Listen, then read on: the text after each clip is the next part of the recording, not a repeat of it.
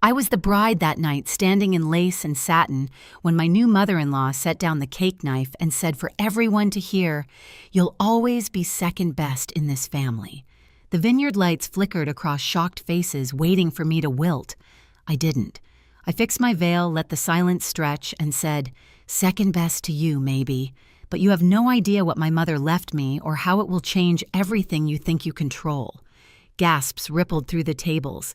They believed I was just the quiet nurse Daniel married.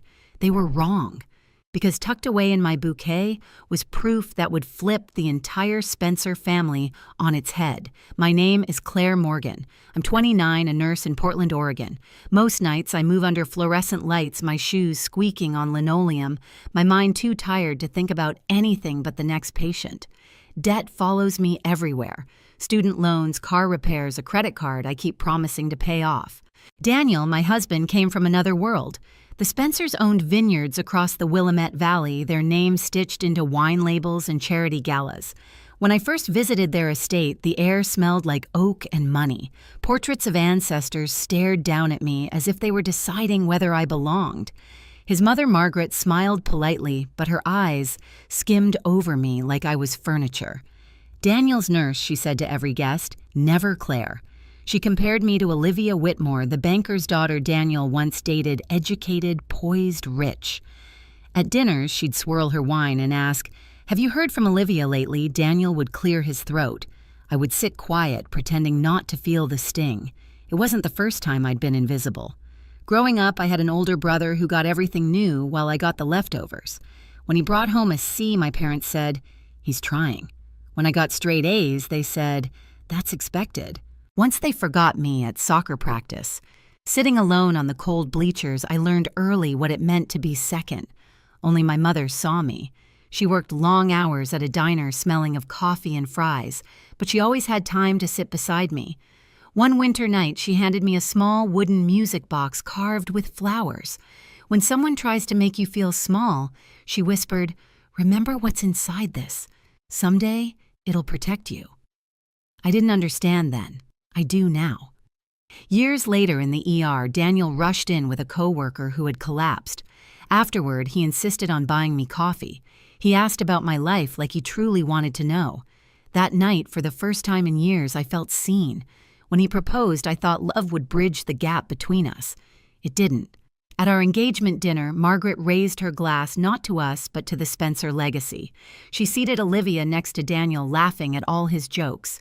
I focused on the food, pretending the roasted salmon and lemon risotto didn't taste like ash. Wedding planning became another reminder of where I stood. The Spencers chose the vineyard, the string quartet, the caterer. They left me the crumbs, napkin colors, shoe choices. When I suggested a photographer I liked, Margaret said, "He's not timeless enough for our family." She even pushed a prenup across the table, calling it a formality. Daniel said we didn't need it, but I saw hesitation flicker behind his eyes. Meanwhile, I worked double shifts to pay for my share. I found my dress on clearance, altered it myself at midnight, skipping lunch to save for flowers. They called it the family fund when they paid for everything on their side, but that door never opened for me. At Thanksgiving, Margaret carved the turkey while telling everyone how Olivia's thriving, she's glowing. Guests smiled awkwardly. Daniel squeezed my hand under the table. But nothing could quiet the sound of her voice, drowning out mine. Whenever I felt erased, I'd touch the music box hidden in my nightstand, tracing the carved petals. Sometimes I'd wind it just to hear the melody soft and haunting, like my mother reminding me, "Don't let them write you out of your own story." One night, as we finalized the wedding menu, I overheard Margaret on the phone in the kitchen. Olivia was always the one. "This girl, she's temporary, second best." Then she laughed, brittle and mean. I stood in the dark hallway, my hands gripping the railing. For a moment, I wanted to run, leave the house, the family, all of it. But something hardened in me instead. I whispered to myself, "Not this time." That night, I opened the music box for the first time since my mother's funeral. The melody played 3 trembling notes before the lid creaked shut again. I wasn't ready then, but I would be. The weeks before the wedding blurred into exhaustion. Every morning began with hospital corridors and ended with messages from Margaret about family expectations. At the engagement party, she turned humiliation into theater. She invited Olivia Daniel's ex, calling it a friendly gesture. She placed her beside Daniel at the family table while I sat at the far end, next to strangers. Every toast circled back to the Spencer legacy. Daniel's hand found my knee under the table, but when I looked up, Margaret's smile told me she knew I wouldn't fight back. The bridal shower was no better. The room smelled of peonies and champagne. Laughter bubbled around me. Everyone brought extravagant gifts, monogram towels, crystal frames until Margaret's turn. She handed me a small box. Inside was a plain white apron embroidered with "Practice makes perfect." The room laughed politely. I smiled too, swallowing the humiliation like wine turned sour. That night, I folded the apron neatly, buried it under sweaters, and stared at the stitched word until it blurred. I started saving everything screenshots of messages, receipts for every expense I covered, emails, where Margaret signed off decisions as if I didn't exist. At work, I charted vitals and whispered to myself, "Stay calm, observe, wait." Then came the rehearsal dinner. The vineyard glowed under strings of amber light. Guests filled long tables draped in ivory linen. I sat beside Daniel, pretending to belong. Margaret, radiant in silver, commanded the room. And then Olivia appeared. Pale silk dress, familiar laughter. Guests whispered her name like a hymn. "Olivia, darling, sit here," Margaret said, patting the seat beside her. Daniel froze but didn't stop it. My chest tightened. The world tilted just slightly. During dinner, Margaret's voice carried above the chatter. She praised Olivia's speeches, her charity work, her grace. My fork scraped porcelain. I didn't trust myself to speak. The slideshow began photos of Daniel's childhood vacations, graduations. Then it froze. A picture of Daniel and Olivia at a winter ball, her hand looped through his arm. The laughter around us turned sharp. Margaret clapped softly. Oh, what a memory heat climbed up my neck. I pushed my chair back, excused myself, and stepped onto the patio. The cold air slapped my cheeks. Inside, laughter swelled again. I opened my clutch and held the music box, its carved flowers catching the moonlight. I didn't open it, I just needed to feel it. The door opened behind me. Ethan Daniel's cousin stepped out. His expression was steady, serious.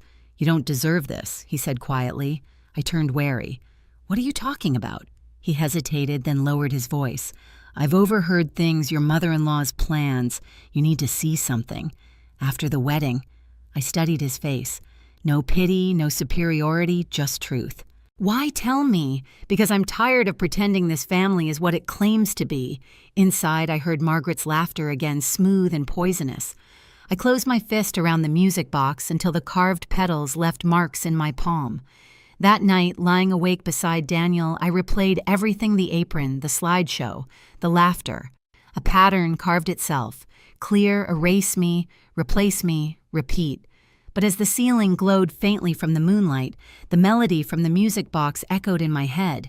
My mother's voice threaded through it. "When someone tries to make you feel small, remember what's inside." I didn't know what waited beneath that velvet lining, but I knew one thing. I was done being small. The wedding day broke gray and cold fog rolling over the Willamette Hills. From the dressing room window, I could see rows of vines glistening with dew, perfect and controlled like everything Margaret touched. I slipped into my satin gown, adjusted my veil, and tucked the music box deep into my bouquet. Its weight was small but steady, like armor. By evening, the hall shimmered with light. Guests clinked glasses, laughter rising under the vaulted ceiling. Margaret floated from table to table in a jeweled dress, glowing with satisfaction. Daniel smiled at me, but his eyes darted constantly toward her. When the cake was wheeled in, the chatter hushed. Margaret walked forward, one hand on the knife, and in a voice meant to reach every corner, said, "You'll always be second best in this family." A collective gasp cut through the music. Forks froze midair. I met her gaze, my pulse strangely calm. "Second best to you," maybe I said. "But you have no idea what my mother left me or how it will change everything." Murmurs spread. Daniel blinked, stunned. Margaret's smile faltered. I turned and walked out bouquet in hand through the hall of whispering guests. In the bridal suite, I set the bouquet down and opened the music box. Inside lay my mother's folded letter and an iron key taped underneath. Her familiar handwriting steadied me. If you're reading this, you're facing people who would rather erase you. Remember, your place here was paid for long before they decided you didn't belong. Attached was documentation of her investment in the vineyard made years ago with Daniel's late father, proof that I owned part of what they called their legacy. When I returned, Ethan was waiting near the projector. Our eyes met. He gave a small nod. The lights dimmed. The slideshow flickered, then changed. A recording played Margaret's voice, crisp and undeniable. She'll never be one of us. The prenup will cut her out. Olivia was always the right choice. Gasps swept the room. Daniel's jaw tightened. Margaret stood frozen color draining from her face. That was taken out of context, she stammered. No, Ethan said evenly. That's exactly what you said. I lifted the music box, the letter visible in my other hand. My mother saw through this long before I did, I said. She left me her shares in this vineyard. I'm not second best. I'm part of this place, whether you like it or not. The hall erupted, half shock, half disbelief. Margaret tried to speak, but her own voice still echoed from the speakers, shredding her poise. Daniel looked between us, realization dawning. I stepped down from the platform, my bouquet brushing against my dress. This story, I whispered to myself, isn't yours to write anymore. And for the first time that night, the silence that followed felt like freedom. The next morning, the vineyard was still. The only sound was rain tapping against the glass, washing the glitter and gossip away. Daniel slept beside me, but I couldn't. I sat on the edge of the bed, the music box in my lap, my mother's words looping in my head. You are not small. By noon, I was driving back to Portland, the fog curling low across the highway.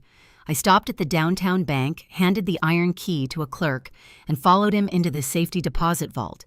Inside the box were neatly stacked papers, ownership documents, signed contracts, proof my mother had invested in the Spencer Vineyard decades ago. Her handwriting covered the margins, clear and deliberate. That afternoon, I met with a lawyer. She skimmed the pages, then looked at me. These are legitimate, she said. They give you legal stake and leverage. For the first time, I exhaled without shaking. Within a week, I moved out of the Spencer estate and into a tiny apartment above a cafe downtown. It smelled of espresso and rain, and it was entirely mine. The music box sat on the nightstand, the melody softening the hum of the city outside.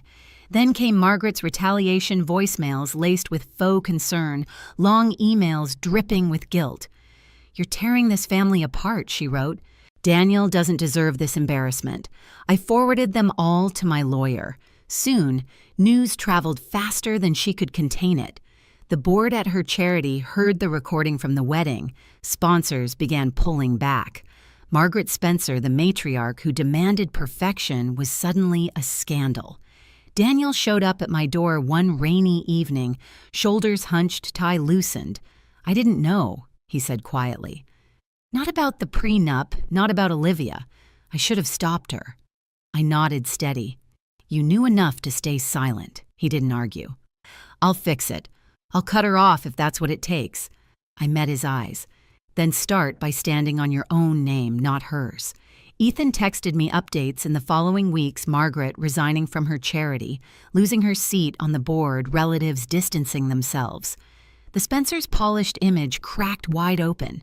Through it all, I kept working. My night shifts grounded me. Holding a patient's hand, watching a monitor beep, reminded me what real life looked like. Messy, fragile, honest. Every now and then, gossip about me reached the hospital. Gold digger, schemer, lair, I didn't respond. My lawyer's firm sent letters when needed, and silence took care of the rest. By early spring, Daniel moved into a small rental near my place. He sent me scanned documents showing he'd revoked his mother's control over his finances. It wasn't an apology, it was a beginning. One weekend, I drove out to the Ballard property, the little house my mother had bought years before. The paint was chipped, the garden overgrown, but sunlight poured through the windows like forgiveness. I wound the music box and set it on the mantel. Its melody echoed through the empty rooms, delicate but unwavering. I hung a spare key on a hook by the door. For the first time in years, the space around me felt light, unclaimed, and finally mine. Spring arrived gently in Portland. The air smelled like wet grass and coffee, and sunlight slipped through my kitchen window every morning. I'd wake early, pour a mug, and listen to the city come alive below my small apartment. The chaos was still there, Bill's work memories, but the noise inside me had quieted. The Ballard house was finished by then. I repainted the walls myself, planted lavender in front, and let the wind carry the scent through open windows. No vineyard, no portraits, no scrutiny, just space that finally belonged to me. One Saturday, Daniel came by with an envelope. He looked older, humbled. Inside were signed documents, proof he had severed every financial tie to Margaret and dissolved the trust she'd built around him. "I don't know if we can fix us," I said softly. He shook his head. "Maybe not, but you showed me what standing up looks like." I had to start somewhere. I poured us coffee. We sat in silence, not as enemies, not quite as lovers, just two people letting go. That evening I opened the music box again.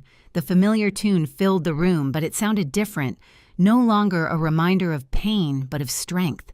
I slipped a folded note inside, written in my own hand. "Don't let anyone tell you you're small. Don't let them make you second best. Walk away if you must. You'll be fine." I closed the lid, let the melody play, and watched the last light fade across the wooden floor. For years I thought family meant belonging. Now I know it means respect, and when that's gone, you have every right to leave. So if you've ever been told you don't belong in your own story, ask yourself, would you stay quiet, or would you stand and walk your own road? If this story hit close to home, share your thoughts below. Have you ever had to walk away from your own family to protect your peace? Don't forget to like, subscribe, and stay for more family revenge stories that prove silence can be the sharpest answer.